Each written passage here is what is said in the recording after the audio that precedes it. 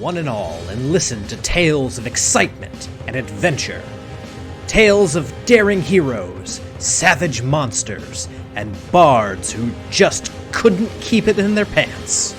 Tales of friendship, nobility, drunken foolishness, and unforgettable fun. These are tales of role-playing games, fair listeners, and this is Rollin' Bones.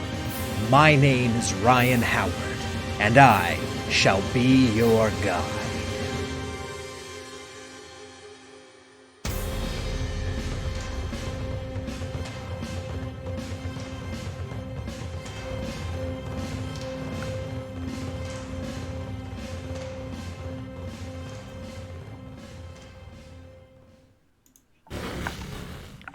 Good evening, Boneheads, and welcome to Rollin' Bones with Ryan Howard, your source for the best in RPG interviews.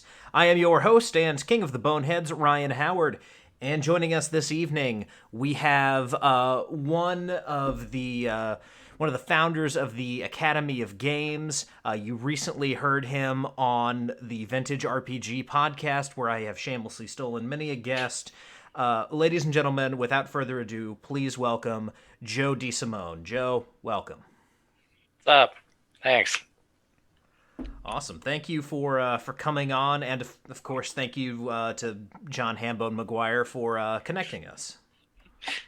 Hambone's good people. Is a good person to find guests to steal from. Mm-hmm. Absolutely. Well, Joe, we are going to kick this off the same way we kick off all these first-time interviews on Rollin' Bones. I've got these questions that everyone gets asked when they come on, so let's begin at the beginning. How did you get into RPGs? Sure. So I grew up in New York City, and when I was a kid, I'm 31 now, so this is the early 90s, there were hobby stores all over the city. This is before it got too expensive for them to exist. And there was one on 26th Street between 6th and 7th Avenue called Neutral Grounds, which took up the entire 4th floor of a building. And I was a nerdy kid. My parents had no idea what to do with me. They were not nerdy people. And they found this place and basically just started taking me there because I would just stop bothering them if they did. And so I start going there. I'm like 4 or 5, like really young. I'm playing Magic, like first couple sets of Magic I got introduced to. And I basically get adopted by a bunch of like mid-40s metalheads who are there playing, AD&D and other games and Magic and things like that. And I'd say 5 or 6, I got introduced to a game called Delta Green, which was originally a 5th edition Call of Cthulhu hack that got published as its own game by Pagan Publishing was the name of the company. And that was my very first RPG. And I was like 5 years old playing this incredibly violent, dark Cthulhu game. And I didn't get introduced to D&D until actually a bunch of years after that. But yeah, that was my entree into role-playing games. Gotcha.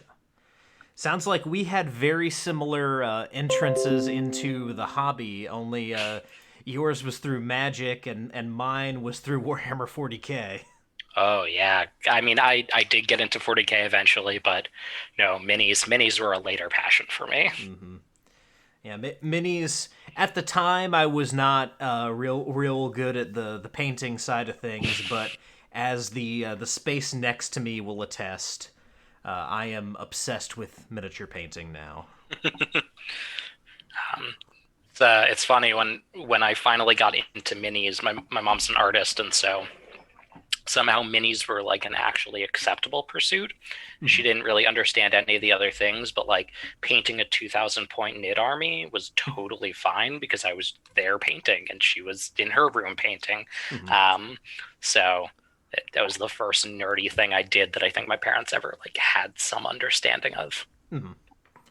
Yeah, and it's one of those things that even though it is kind of like the height of nerdiness, you can always show someone what you've done, and they're usually going to be super impressed.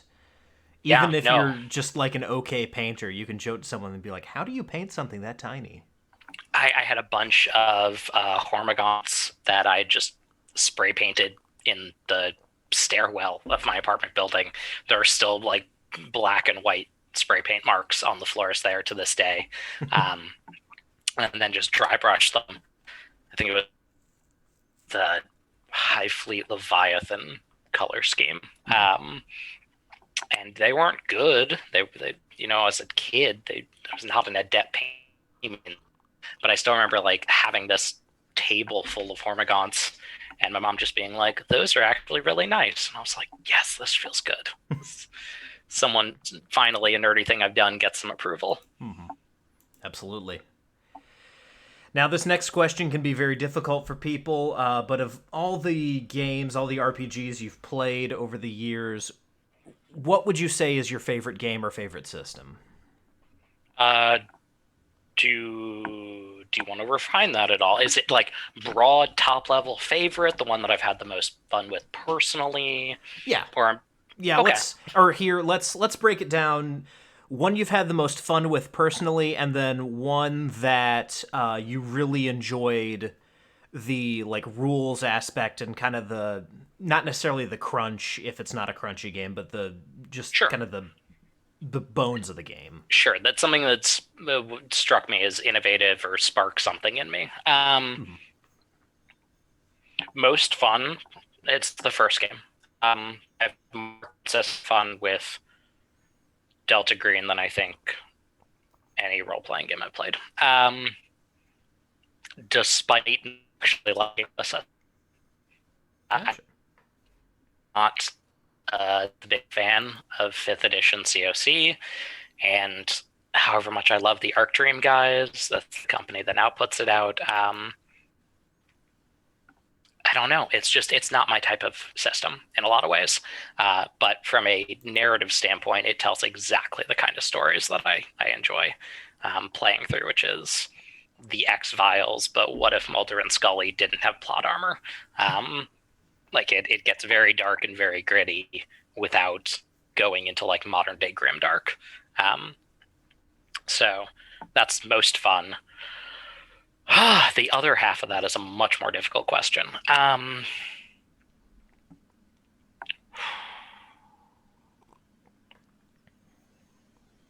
Wow. Okay. Let's walk through my like design education arc. Um, I don't know. Probably the first game I got exposed to where I realized that I was completely off base about what games were inherently like role playing games because I started out in a pretty trad background. It was a long time before I got exposed to anything outside of that side of the hobby. And I think the first game that really like shocked me out of um, thinking I knew what games were about was Vincent Baker's game before Apocalypse World, Kill Puppies for Satan. Um, yeah, I think Kill Puppies for Satan was the first game where I was like, this conforms to none of my ideas of what a role playing game is, but is still undeniably an RPG. What else might be out there? Gotcha. Yeah, that kicked it off for me, I think, in a big way.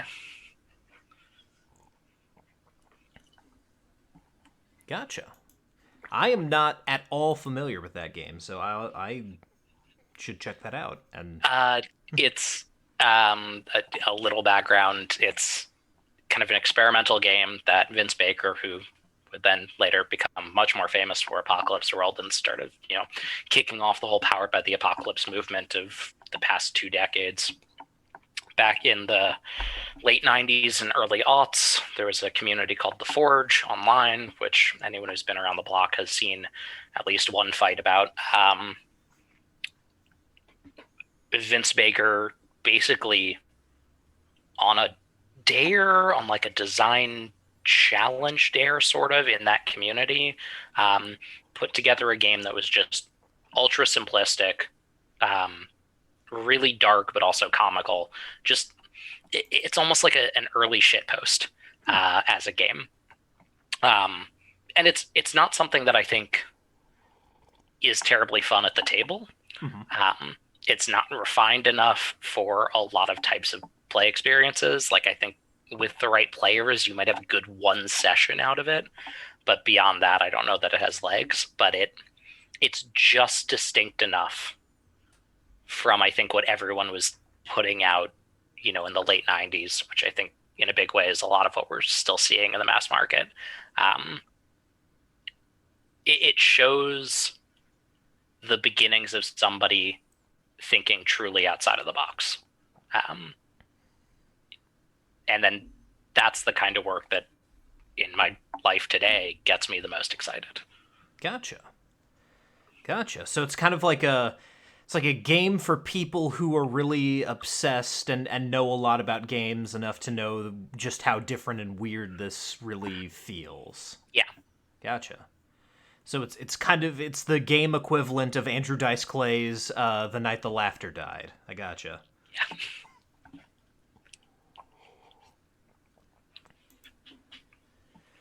All right, so going back to those early days, that first investigator you made, who were you? Who was that character? Oh wow, I don't. Or your first memorable character, if you don't remember. There that you go. one That I can answer. This actually is a bunch of years later. I mean, this is maybe a full decade later. But the first character I can remember in high school, I got really addicted to the unofficial World of Darkness live chat, which was a game that ran around the clock. It was a live chat game, so like a chat room, and you played in character the entire time. And there were different rooms for the different games, but by and large, it was vampire that dominated.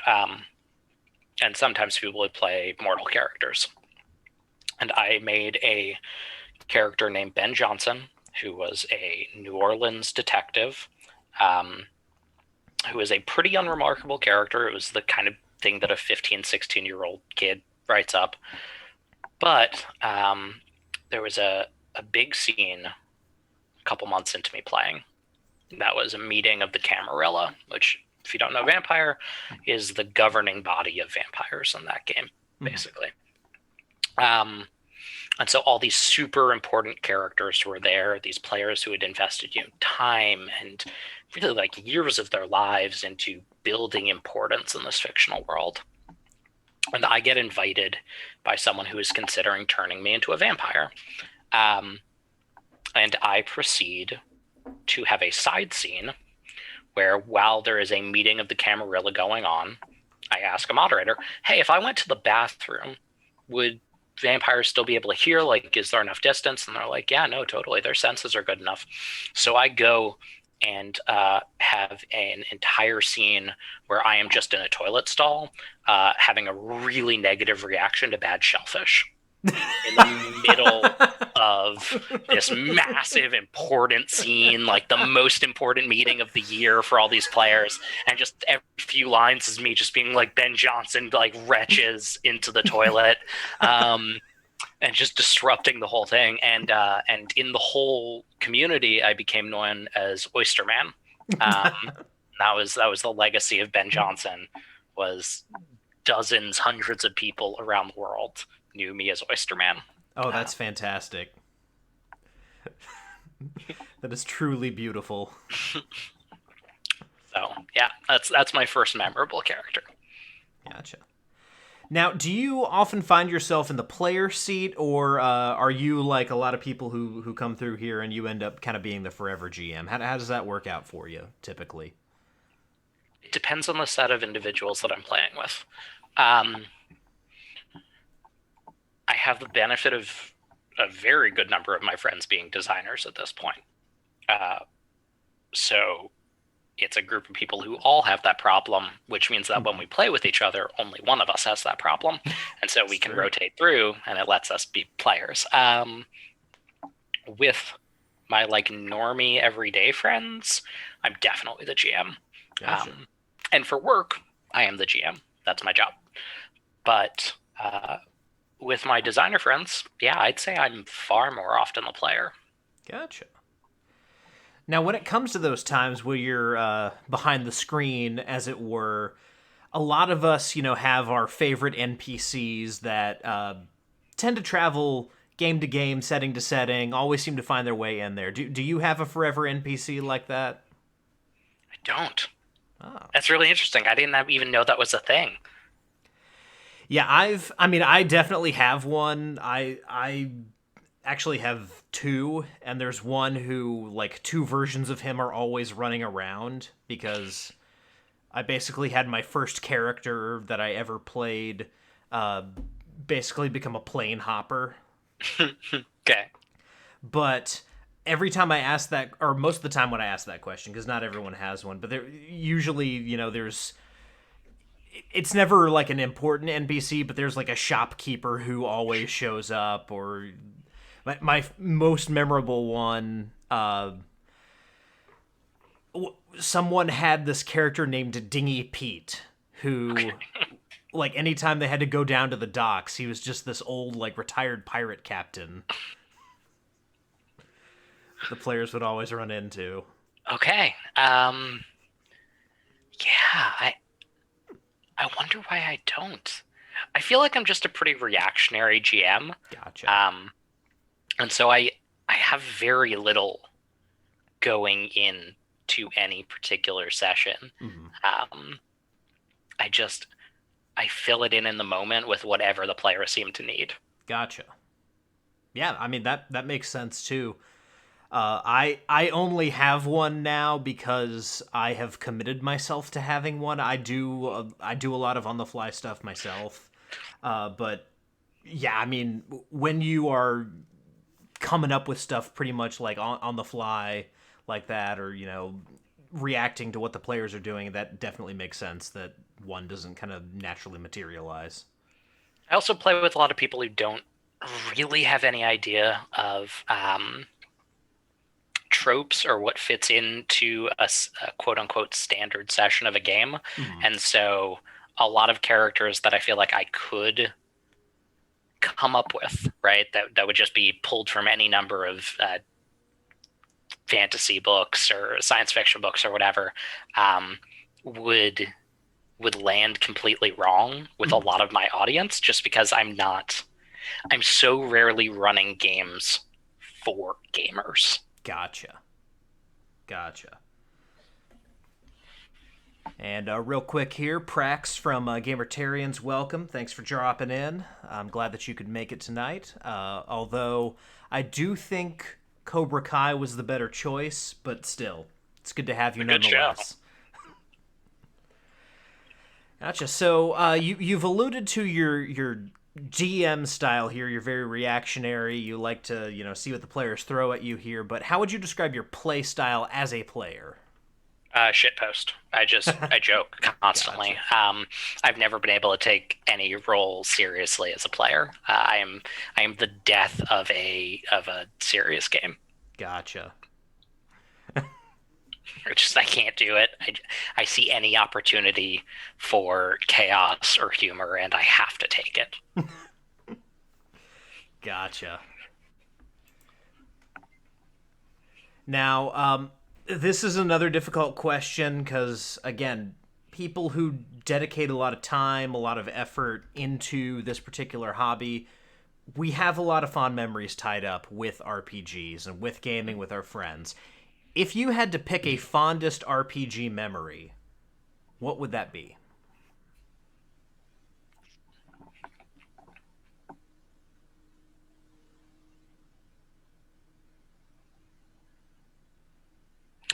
Uh, Paying to play a convention game with Dennis Detwiller, who is now a friend, but at the time was kind of like my hero, and having him pause mid game and tell me that I was actually really good at role playing. Awesome. Nice. Yeah. That's always good to hear. Yeah, it was nice. It was like being starstruck this whole time I'm like this guy whose name has been on some of the most important books in my life, uh, the books that got me into the hobby, books I've had on my shelf for years. I'm just sitting there like trying not to crap my pants, and mid game he pauses and is just like, "You're a really good role player. Like you really get into the characters." And I was like, "Wow, one, never heard that before. Two, I can't believe you're the one saying that." So yeah, that's a standout. That was Gen Con 2015, I want to say. Gotcha. Cool. Now, unfortunately, we got to go from the very, very high to the very, very low because, in this hobby, we play with all kinds of different types of people. You have probably encountered the broadest variety, having kind of the business that you have, running games for non-gamers, like you said. Some people we really hit it off with, and some people just don't seem to click with us. And then there are the worst of the worst, who we have this term of that guy for. So if you have a that guy story that you are comfortable sharing on the show, uh, please feel free to tell us your that guy story. Um, okay, so one of the first games I ever ran, this was back when Neutral Grounds was still open. I was still a kid. I was 12 maybe. And I was running, I want to say AD&D. I don't even remember what game I was running at the time. But I'm not a good GM at this point. Like very clearly not good, like deeply inexperienced. So I'm playing with a bunch of 40-year-olds who, I guess at this point they're probably even older than that, and they've been in the hobby for ages, right? These are people who would have already been in their teens when the hobby began existing. Gotcha. And this one dude just gets, I don't know if he's just angry at my GM style or if he's just not having a good time, a day or good time or whatever. But he starts yelling at me, and he just loses himself to it and gets up and walks around the table to stand next to me and yell at me. And it's just in a hobby shop, like a 55-year-old man yelling at a 12-year-old, like, "Why are you such a bad GM?" The other guys like pulled him off, calmed him down. But I'm still kind of shocked that I didn't just immediately quit the hobby after that happened.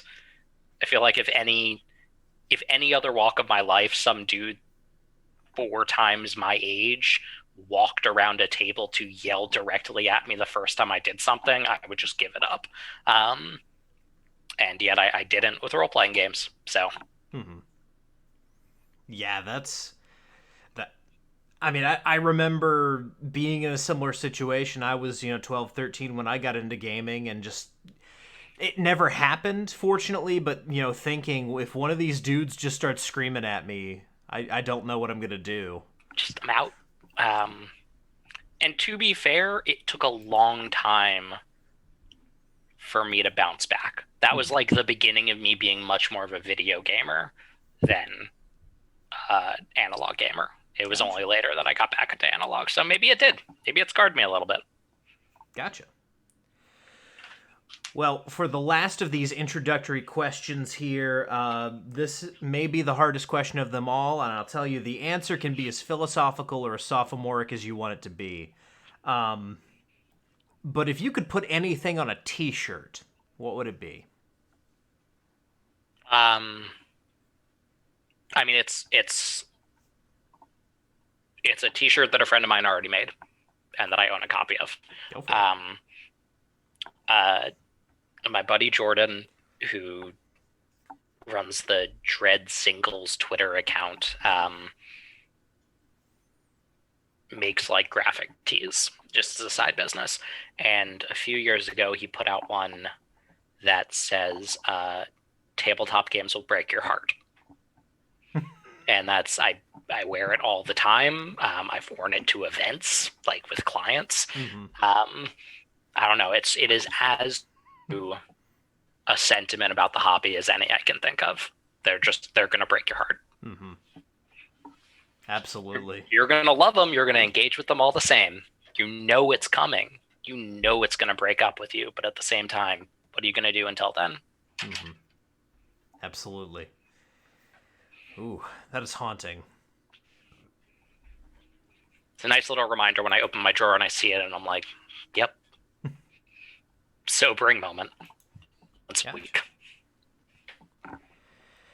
Gotcha. So now that we have the introductions out of the way, you run a very interesting business, and one that I have had kind of a passing familiarity with, because here in Nashville, where I am, I've got two very good friends, Josh Unruh and Keith Potempa, who run what they call the Heroes Guild, where Okay. basically they've got a an after school program that they do at a couple different schools with a couple friends of theirs, and they run a like a kids RPG that they created, kind of to like teach kids morality lessons and stuff like that, and just give them something to do after school that's fun, get them into the hobby, that kind of stuff. So I say that because I've heard their stories about what it's like running games for kids, and I just got to know, in general, what is the experience of running tabletop games for kids, just from your point of view? Oh, wow. God, I feel like I would split that into like a dozen different examples of like the vertical slices I've seen. Mm-hmm. But broadly, I don't know. Kids like playing games. They only don't when you try to stop them engaging with the games they want in the ways they want. Mm-hmm. Like if you try to make a child, an 8-year-old, engage with a game in the same way that like a 30-year-old would, that kid's gonna fight you tooth and nail. Mm-hmm. But if you just let that kid engage with the game in the way they want to engage with that game, I don't know. It's easy as can be. Gotcha. One thing that they've kind of told me is as a kid, and I definitely had this as a kid. I'm sure you probably did as well, since we both ended up here. I had kind of an anarchic imagination, and I feel like that's standard for a lot of kids. Uh, do you see that manifest itself in some fun but also weird ways with the kids that you run games for? Absolutely. So I still mentally use a typology that came out of a place where I really first started thinking about the interactions of kids and games in a more formal way, which is the Brooklyn Game Lab, which is an after-school program in Brooklyn that teaches game design. It mostly is board games, that very light on role-playing games, but they had, think of like Harry Potter houses that types of kids would be put into. Gotcha. And there was a house basically for those, chaotic evil kids. It was called Red Moon. They were barbarian themed and all that. But yeah, there are absolutely some kids out there who are Red Moons, right? Who that is the way they have fun. You introduce them to a villager, and 9 times out of 10, they're going to kill them and loot the body. But at the same time, there are the kids who play the lawful good paladin, and it's not a stretch for them. That's who they want to be. There are the kids who play the hyper academic wizard, the kids who play the druid. These are all personality traits that I see represented in kids as young as like 6 or 7. It certainly shifts the older they get. I'd say, 6, 7, you're going to have a lot more of those Red Moon kids, a lot more of those like chaotic evil. By the time it's 11, 12, 13, I don't know, they kind of fade away. Some of them are still out there. I've dealt with 16-year-olds who are still that person. Mm-hmm. But yeah, as they get older, I see it less and less. Gotcha. Now, just kind of one last question about group psychology before we get into some other stuff here. When you run for kids, how do you divide them up age-wise? Do you have a whole bunch of different kids of different ages together, or do you try to like split them into age groups to I don't know, contain some of that. What's kind of the philosophy that you guys use for that? Uh, it really depends. If this is the raw after school program where we're placing kids in pods, yeah, we try to keep it plus or minus a year and a half from a central point. So rarely are you going to have somebody more than 2 years younger or 2 years older than you. And that's if you're in the middle. So, a pod might be 8 to 11. And if we can keep it tighter than that, we do. But there's also an individual accounting of like emotional maturity. Mhm. We deal with 13-year-olds who have the emotional maturity of 7 and vice versa. Um, and we'll account for that in the group dynamic that's sought out. It also depends on the type of game, right? Like a heavy strategic game, I need to make sure that the player skill level is on par more than the emotional maturity of the Gotcha. kids. Whereas like a more storytelling focused game, I don't need you to understand your sheet. I just need to make sure that you're on the same wavelength when it comes to making like believe. Mhm.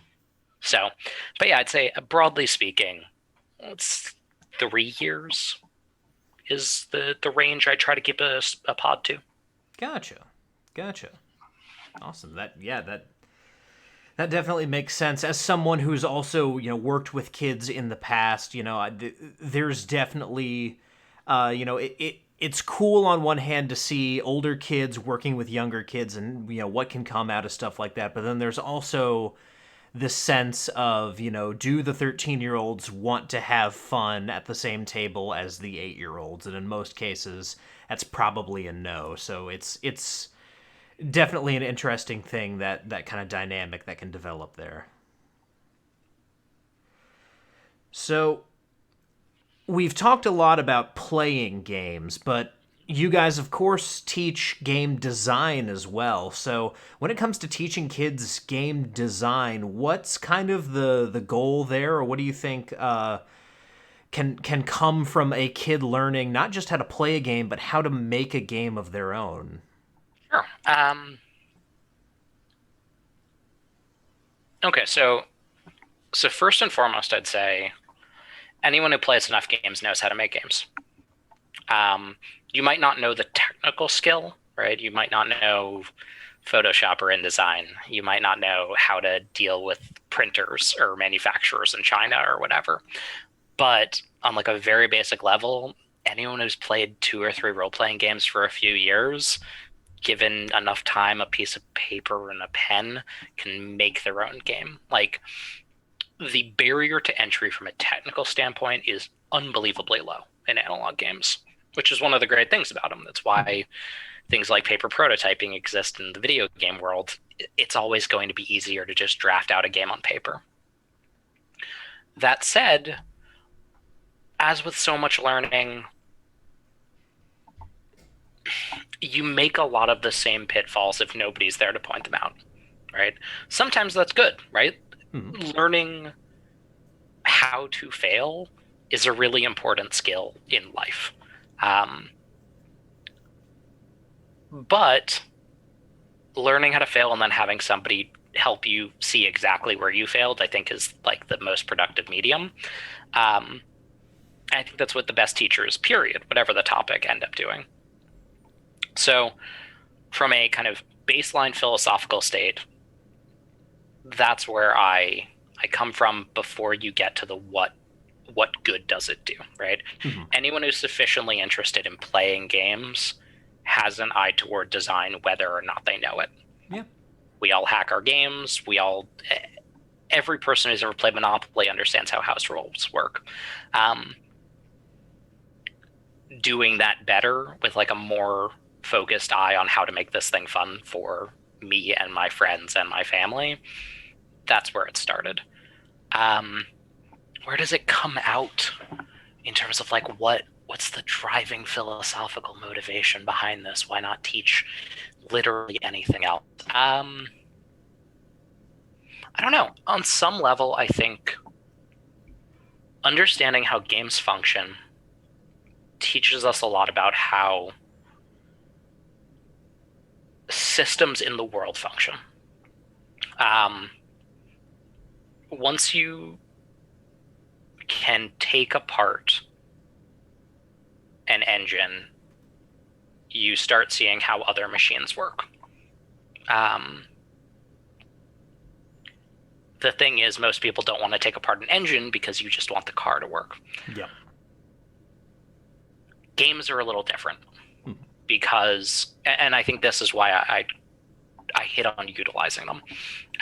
It's very rare that the process of deconstructing something is inherently fun. We normally do it just because the thing's broken, and we need to figure out how to fix it. But with games, deconstruction is part of the fun, and it gives us a really clean and really engaging entry point to that type of systems thinking that I see becoming more and more important, both for adults in the working world, but also just for kids navigating what it means to be a kid today.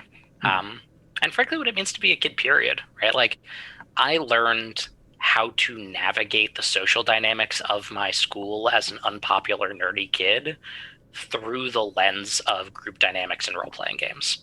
I would not have been able to figure out, like, what a bully wants from me if I didn't have a decent handle on the concept of, like, alignment systems, which seems preposterous, but and maybe that's just how I learned to engage with social structures, but it gave me a lens to understand the world at a very young age. When I look at game design now for anyone, period, that's what I see. I see an entry point to systems thinking in a world that still hasn't quite wrapped its head around how important systems are. Absolutely.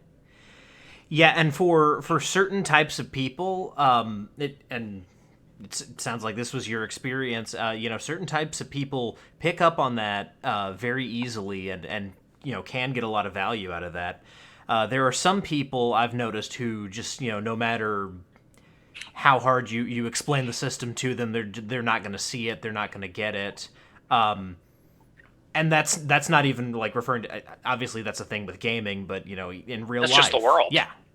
Yeah, some people just don't know the game that's being played. But for the people who can think about things that way and do often find themselves thinking in a system-based way, that seems like an invaluable skill to have, and definitely something that when you learn it young can certainly lead to further success as you get older. And I would even go one step further, which is, and this is just to speak to my experience with some of those people that you just described who don't have a natural inclination to it and who struggle with it even when it's pointed out, that even with those people, given enough time and patience and perseverance, you can basically acclimate them to thinking in that way without them ever realizing that they've begun thinking in that way. And it's a matter of taking it from the like structured theoretical level to almost a level of like rote learning. If you see this, then do this. I see this a lot in, training people with like low social intelligence, right? It's just a big thing in workplaces. It's a big thing in schooling for the neurodivergent. There are certain people who, really by no fault of their own, just lack the aptitude for processing information in that way. They're not lost causes. You just need to find a lever for educating them in a different way. And I find even for those individuals, games are a really good tool for instilling that information, whether or not they realize that's what's happening. Gotcha. So when it comes to teaching design, what are kind of the steps that you take in taking a kid who maybe they've played a couple board games, they've played, I don't know, the worst board game in the universe, Candyland, and that's about it. How do you take someone like that and then kind of get them to pick up on elements of game design and learn and make their own Sure. game? How does that process go for you guys? So the phrase I tend to use is insidious learning, which is to say, the moment you start explicitly instructing them in game design is the moment they tune out. Mhm. Um, so from a kid's perspective, all we're really doing is playing. Um, but we work in cycles of a month, by and large. Uh, 4 week cycles following a similar schema week over or month over month, which is week one, introduce a new game. And these are, not heavy Euros by and large. These are usually pretty light games run in somewhere between 60 and 90 minutes. And that first week, we either play the base game, or if it's a more complicated game, a stripped down version of the base game, intro to the game. And we do short seminars. What did they learn? What did they like? What didn't they like? What were some strategies that the successful kids did? Or what could you have done better if you got a really low score? Week two, and you attend 1 day a week.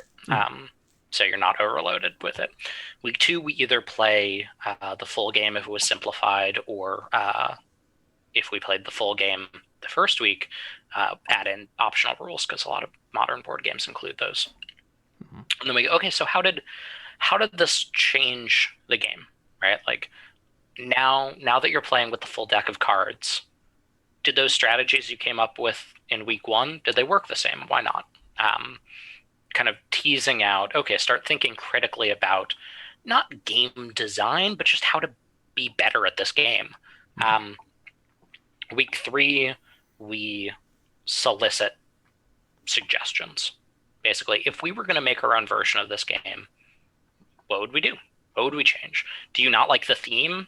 Does it seem like the theming of this game is messing with your understanding of the mechanics of the game? Should this be a pirate game instead of a fantasy game? Would that make you feel more in alignment with what the game is asking you to do to win? Or is it that actually 2d6 doesn't work for this and it should be 3d6 or 1d6 or 1d10? And we take basically the highest voted options after some discussion and usually a little bit of debate between the kids. And we then collectively produce a copy of that game.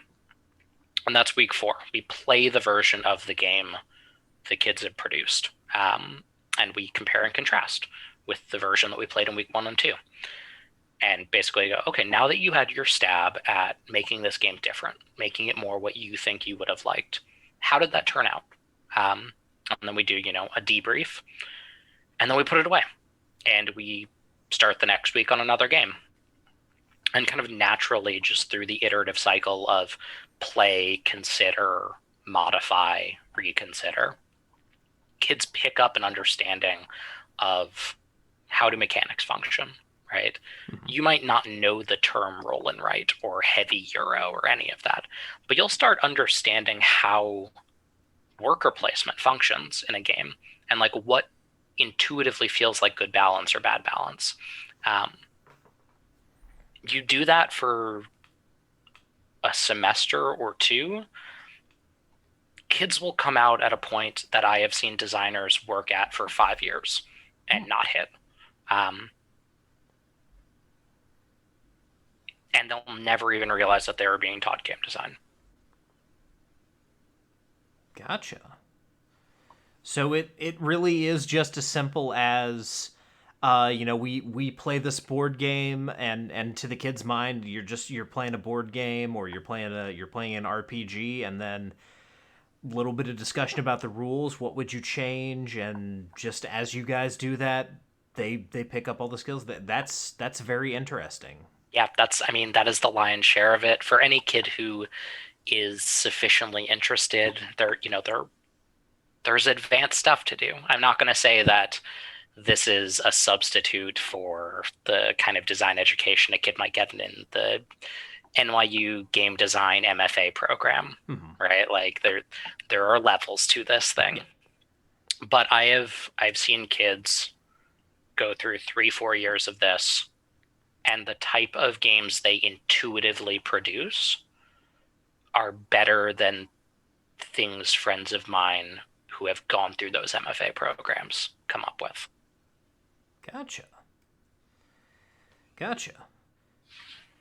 Cool. So essentially, the ones who are very successful in this program, you're basically revealing a somewhat unrefined skill within them, and gradually just kind of refining that until it gets to a point where they can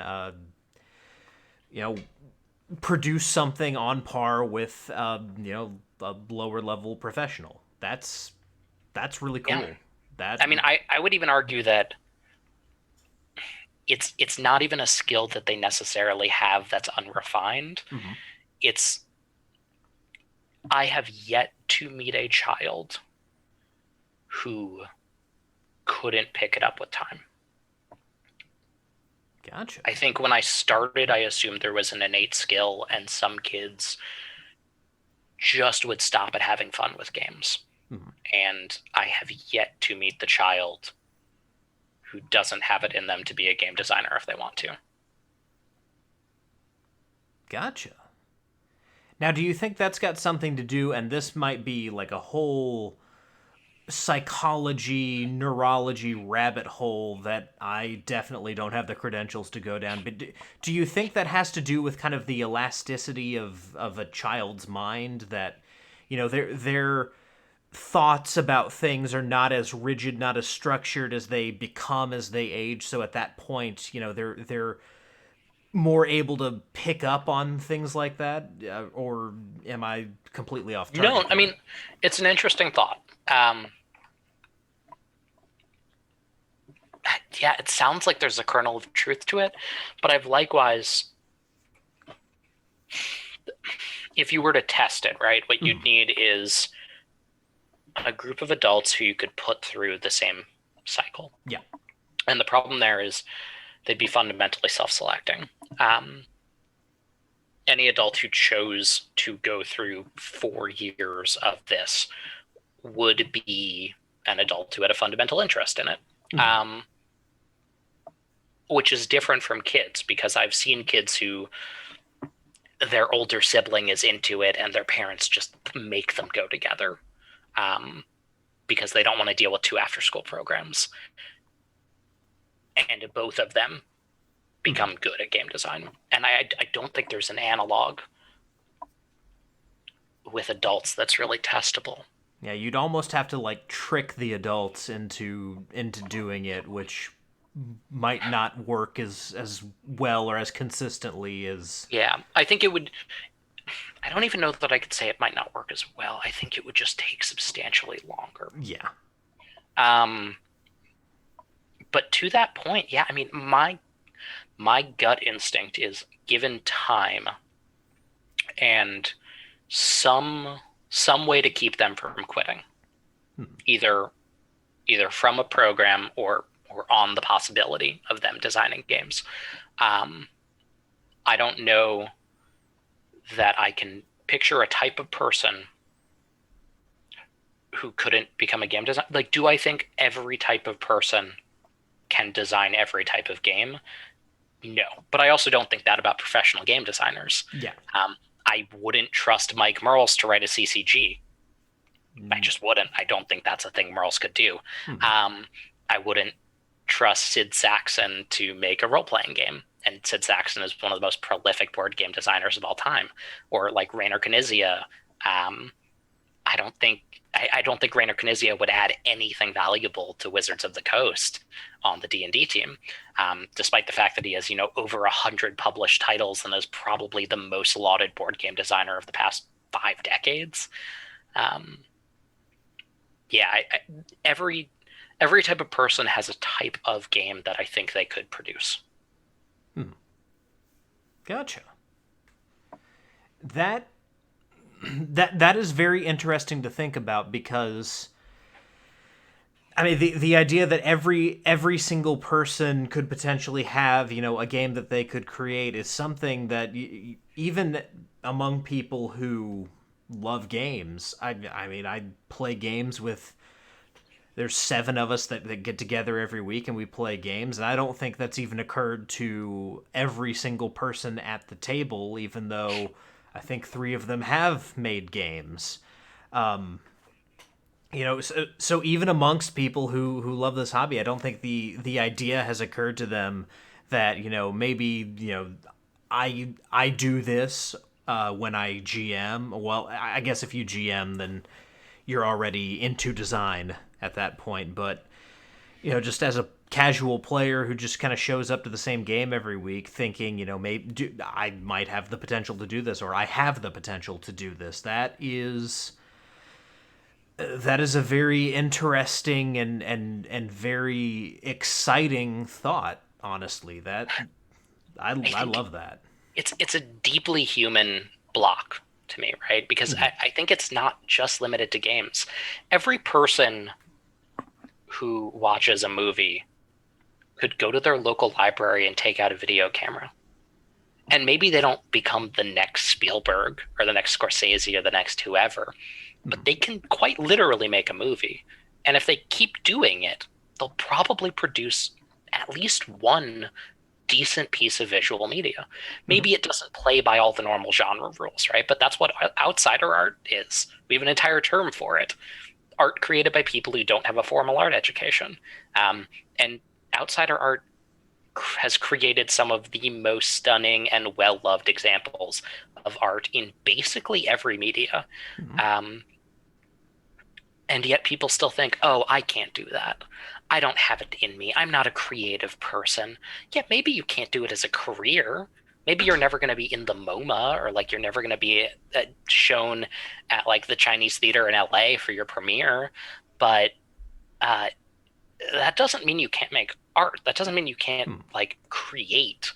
And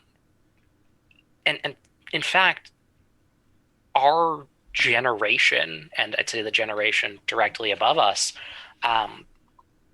the media exposure that we have just by being alive is what I would assume throughout human history is like substantially greater than even the practicing artists encountered. But we just don't think about it, right? I have consumed more media in my life, not being a practicing professional artist, not having a patron, not having a mentor. Like, I didn't go to a conservatory. I have just by dint of being alive consumed more media than almost anyone in human history. Yeah. Comparatively speaking. There is no good reason for me to believe I can't draw on that deep well and produce something. It stuns me that people don't think about it, because to me it's the most natural thing in the world. If you want to create, just go out and do it. You have a life full of experience to draw on, whether or not you think of it that way. Yeah, absolutely.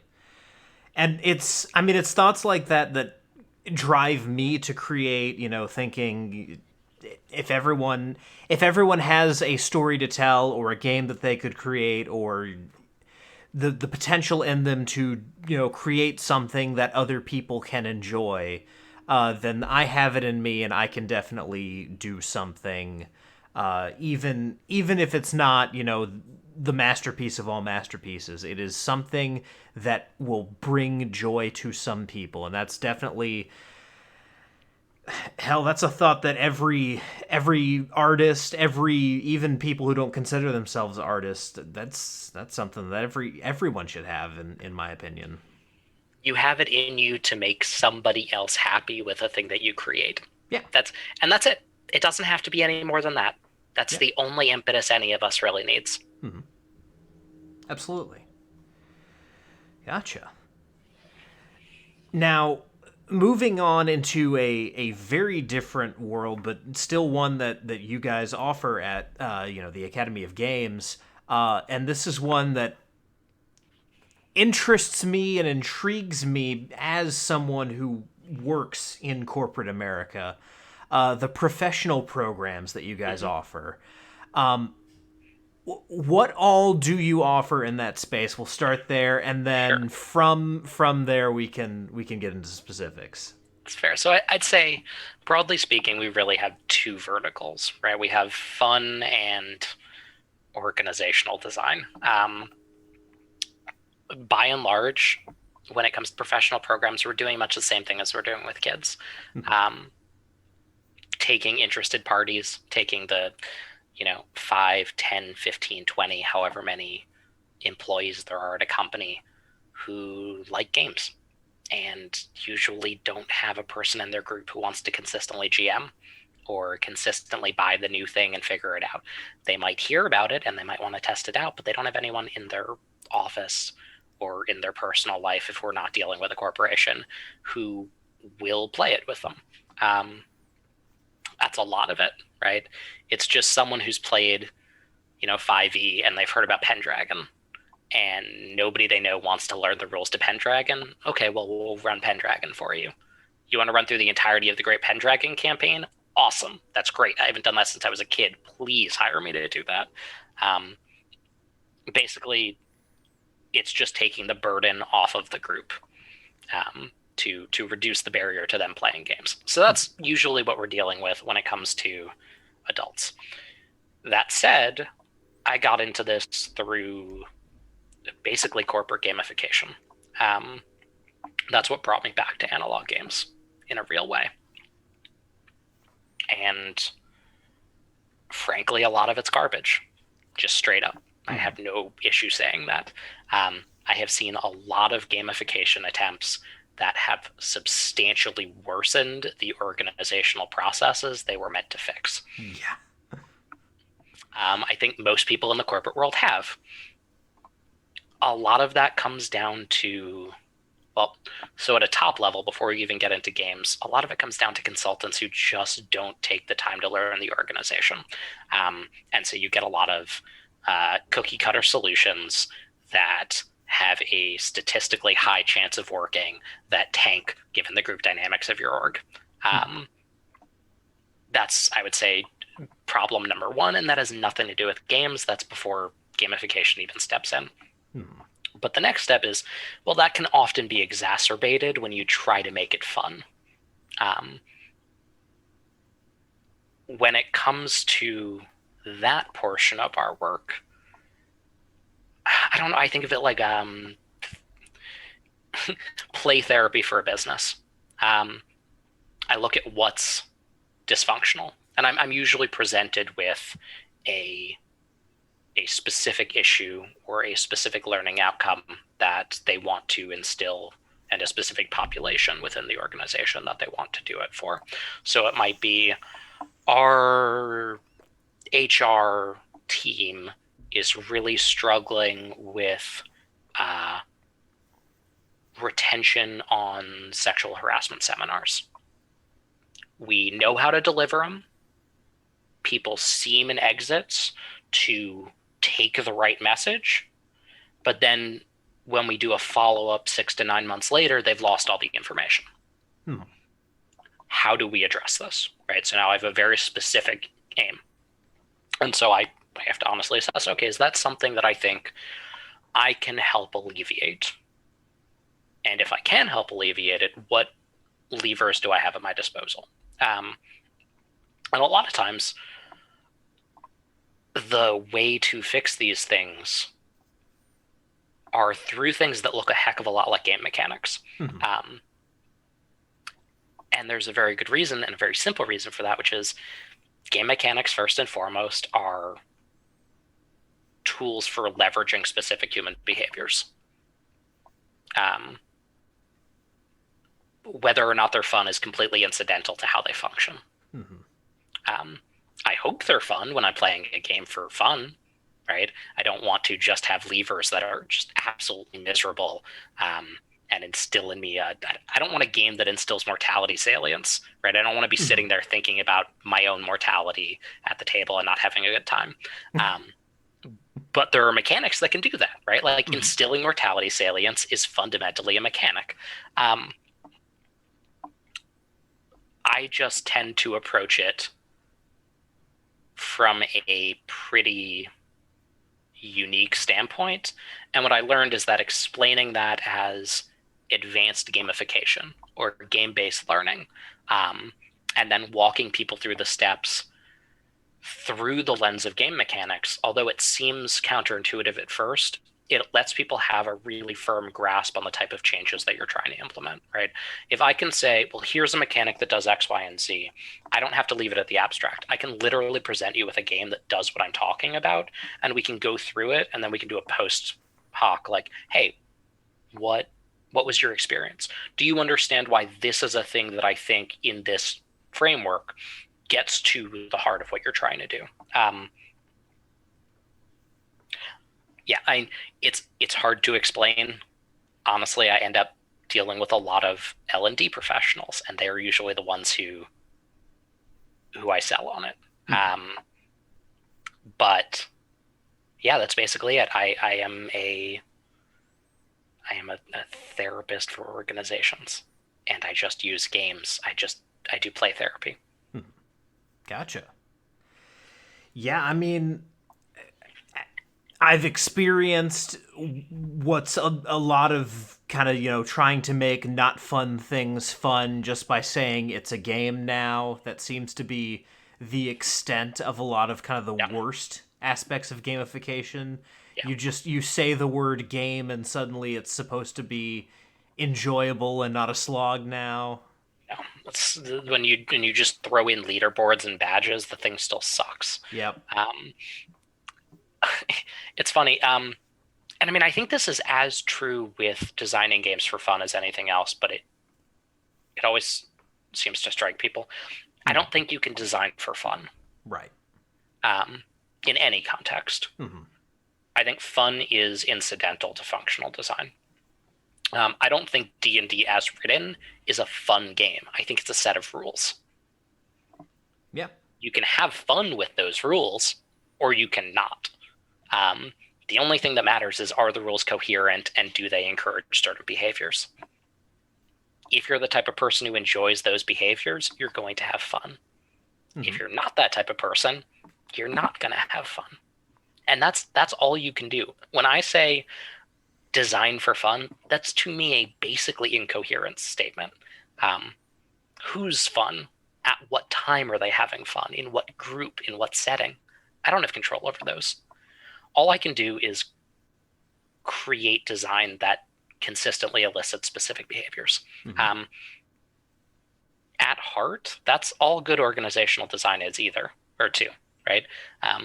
If I can design workplace processes, if I can design, hierarchies and reporting structures that consistently create the behaviors that either the management wants or that are frankly beneficial for the employees or the functioning of the organization, I've designed a game. And if that game is good or not is firmly on how well it does the thing it sets out to do. I hope it's fun. And certainly there are good, as in functional games, that produce nothing but misery, and I hope never to produce those. But to me, they're almost functionally identical, right? Mm-hmm. It's just you have an eye on, well, I try not to hurt anybody while I'm doing it. But the task is the same. I'm creating a functional system in a closed environment. Yeah, absolutely. Yeah, I have to get this out of the way because this is I'm still on bad gamification here in my mind because saying it brought it up in my head. One of my managers at the place I work decided that, when we had a successful, like when we had a sale, they were going to hit this gong. You'd go up and you hit the gong. Two problems with that. One, we work at a call center. Oh. And two, they put the gong right in front of my desk. And this isn't a hard thing to see, right? Yeah, exactly. It's designing a supposedly fun idea into something without considering in any way how it actually affects the structure of the thing. Mm-hmm. Right, and I'll take literally the example of a gong in a different context, right? If I am at a convention and Goodman Games is there, good odds are they are running DCC funnels. It's their Mhm. bread and butter. When they run funnels in an open room, they have a gong. When a character dies or a team is eliminated, the gong gets rung. They keep the gong far away from the tables, and it's a fun thing to recognize for the group that doesn't really interrupt play because it only takes a second, and there's like you can ignore it if you need to. Yeah. Right? If you put it close to a person, it's going to suck for them. And if you do it in a way or in a setting where it's inherently disruptful to Mhm. what they're actually trying to attain versus just heightening the experience that you've already created, that's bad game design, right? It's putting a mechanic in that's actively detrimental to what the function of the game is supposed to be. It's not that a gong's a bad idea, it's just it wasn't considered in the gestalt of the thing. Yeah. And that's I think the difference. And I would argue that's not even bad gamification. That's just bad systems thinking. Mhm. Um, right? Gamification is just a very specific type of systems thinking, and this gets back to why games, because ultimately everything is systems. Mhm. And the more you can see that in the world, the more you can deconstruct how well or poorly the systems that we have to engage with function. Mhm. And that has everything to do with like, how does my workplace function? How's my home life? How are the social dynamics with my friends? Am I a good parent? Uh, all these things are understanding the systems in our lives and then adjusting accordingly for the outcomes we want. Mhm. People just aren't trained to think in those ways, but there's no reason they can't be. Mhm. Absolutely. And I mean, what one this is actually the second time I've been exposed to this idea of systems thinking, um, and he's a bit of a controversial figure now. I'm not going to say anything one way or the other about other things that this guy has talked about. But if you read the book, How to, I believe the title is How to Fail at Almost Everything and Still Somehow Succeed by Scott Adams, he talks a lot about systems thinking in that particular book as well, and how he's developed systems for a lot of things he's done in his work in his life. I'm not a fan of Scott Adams, but I also was never a fan of Scott Adams because I didn't think Dilbert was very funny. Mm-hmm. Um, that said, it makes perfect sense that that would be an early point of exposure for you to the idea of systems thinking because more exposure through like the tech world, Mm-hmm. which is Adam's background, Yeah. than pretty much anywhere else. Has it filtered down to be more widespread? Absolutely. Yeah. You can see it in modern education theory, in like education or like psychological development. All sorts of places have adopted the rough framework, but definitely, I mean, my early exposure to the idea of systems thinking was tech as well. So yeah, Adams makes perfect sense of a place to find it. Yeah. Yeah, and I'm also in tech myself, so that's Well, there you go. yeah. And I think a lot of the kind of or proliferation of this kind of thinking is the fact that a lot of industries are now just by nature of everything taking on more of a technology focus. There's a little bit of tech in almost everything now. Yeah, pretty So much. so that thinking coming along with it makes a good amount of sense. Yeah. I don't But know if I want to comment on if that's a necessarily good or bad thing. I think if we could develop a system that maybe if we could get some more like sociology and clinical psychology into organizations too, that would be great. Um, yeah. but we have what we have, so we might as well take the better parts of it. Mm-hmm. Absolutely. Now, one last thing I want to discuss, specifically related to you. You mentioned before we went on the air, you have your own show. So tell us a little bit about your show. You know, Sure. where it can be found, where people can hear it, all that kind of Uh, stuff. yeah. Where it can be found, I don't even know. I have a YouTube link that I put up on Twitter every now and then. I should probably fix that. But do you know what Zine Quest is? Yep, absolutely. Okay, so for last year's Zine Quest, I have a long-standing promise to myself, bet with myself, going back years. Um, no matter how ridiculous something seems to me, if it gets a positive enough response from the people in my life, I'm going to give it a shot. This has led me down some very bad paths. This has led me down some very good paths. For Zine Quest 2, which was last year, I put out a shit post on Twitter, which was basically, hey, would people just listen to me like get game designers hammered and just talk to them while they're like shit faced for like an hour? Is that like a project people would want? And I thought like nobody would want it, or like 2 or 3 people would find it was funny. And I got like hundreds and hundreds of likes. And I was like, well, shit, I guess I have to make this real. So I did a zine quest for a book originally called Not Pretty But Wonderful, Designers in Conversation, where that was the basic conceit. If someone was going to drink, they could drink. If they wanted to get high, they could get high. If they were sober, I've been sober for like 8 years, well, we'll eat a lot of food or we'll drink a bunch of coffee.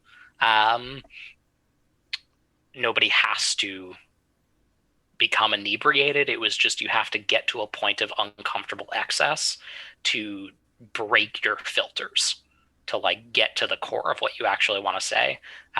Because so often when people in our hobby are interviewed or are featured in a panel, we're very self-censoring. For good reasons and bad, right? If you have a bunch of money riding on this, you probably don't want to shit the bed with something you say and tank your career. Especially if you're like higher up in an organization or something versus just an individual designer. But I got a bunch of people signed on at lots of levels of the hierarchy. The head of production for Modifius came on, and he got tanked on gin and tonics, and we talked for 2.5 hours about like production. And yeah, originally the plan was to have these be in person at conventions. And the plan was to go to Breakout Con in Toronto, the big one in London that's escaping me right now. Dragon Meat? No, not Dragon Meat, the other one. Gotcha. It was going to kill me. They did an online version this year. Wow, I'm sorry, UK friends or anybody listening to this who knows it begins with a G. It's 4 letters. You'll get there faster than me. Essen in Germany, Gen Con, and then PAX Unplugged was the schedule for the year. And I had, lined up interviews with people in different places. There are teams that are going to go to Essen because they're located in Eastern Europe, but they're not going to fly to Gen Con. And there are likewise, individuals who are in America who aren't going to fly to Essen. And then coronavirus hit. And I pivoted to doing them all online. So what had originally been planned as voice recordings transcribed into a book has instead become video recordings of me and the guest talking, usually for, an hour and a half or 2 hours. I'm going to check something. I'm going to see if I can Google it right now to see if that works. See if that's a way people can find it. Not Pretty But Wonderful YouTube. Haha! It did. All right. Well, my SEO is good. That's nice. If you type in Not Pretty But Wonderful YouTube into Google, you can find it. And I believe we're up to like 22 episodes now. And they're all fun conversations. I try to cover the spread of people in different aspects of the hobby. indie designers, OSR designers, trad designers, people who work in non-design functions. As I was saying off cam before the show, I have my first cosplayer and streamer interview will be coming up. You can also see like the full list of people who I'm supposed to interview if you want to see who's coming up next. If you just do Not Pretty But Wonderful Kickstarter, that'll pull up the Kickstarter page. Yeah, that's it. It is a fun project that I use to help keep myself sane through lockdown, and that I'm now beholden to see through to completion. Gotcha. And for anyone who listens to this show and has not checked out Not Pretty But Wonderful, a couple entry points for you here, just from people who've been on my show before. Joe has done interviews with both Banana Chan and, of course, Hambone. Banana was my very first interview. Gotcha. Banana is a very good friend. She actually helped me create some resumes back in the day. Like before I ever got started doing the Academy of Games, we both lived in New York, and I am not a good graphic designer. It's not a skill I have really. She is a very good graphic designer. And so we met up at her apartment in New York, and she just like helped me design a resume. That was great. And like, I knew her before I really knew that we were both in the games world that much. Gotcha. Yeah, it's interesting how stuff like that comes together, and Banana's definitely a great designer, and she's a great interview. Her and Sen came on the show to talk about Zhengshe, and I ended up backing it, and now we're just waiting on it. I mean, same. Also, if you were into board games, Banana worked on the Scooby-Doo Betrayal at House on the Hill, which is excellent. I am not normally into licensed IP games, and especially not like hacks, like the Betrayal at Baldur's Gate, I want to say, is the D&D version. Yep. I'm not a big fan, but the Scooby-Doo one is excellent. She did a really good job adapting that. That became kind of a thing in my old D&D group. I still keep up with them. The group that I originally played with. Someone brought up the Betrayal at Mystery Mansion, I think is what it's called, the Scooby-Doo version. Yeah. And people were like, that's not a real game. That doesn't exist. And someone was like, no, it exists. And I was like, yeah, it exists. And I know someone who worked on it. And that comment just went completely ignored. And then someone was like, hey, I found out that Scooby-Doo game is actually real. And I said, yeah, and I know someone who's worked on it. That's what I've learned is nobody actually cares name dropping in games. Yeah. It's always like, yeah, cool. You know that person. That's awesome. Let's just take your fucking turn. Like, come on, let's get this shit rolling. Good for you. I need to know what happens. Do you crit fail? Come on. Yeah, it's one of those things. Especially if you're the only person at the table who like is kind of in that world, like playing. If I shanghaied a whole bunch of my friends into playing Deadlands with me and was like, hey, and I've interviewed Shane Hensley twice, they'd be like, who? Yeah. And you just point to the name and they'd be like, tight, awesome. Yeah. I don't give a shit. Cool. I draw my 6 gun. Yeah, this isn't like me going, yeah, I met Viggo Mortensen. Yeah. I don't know Viggo Mortensen, but I technically met Viggo Mortensen. People are like, oh my god, I'm so starstruck. But if I'm like, I know all of these, I walk into a hobby store and I know half of the names I see. Nobody cares. Yeah.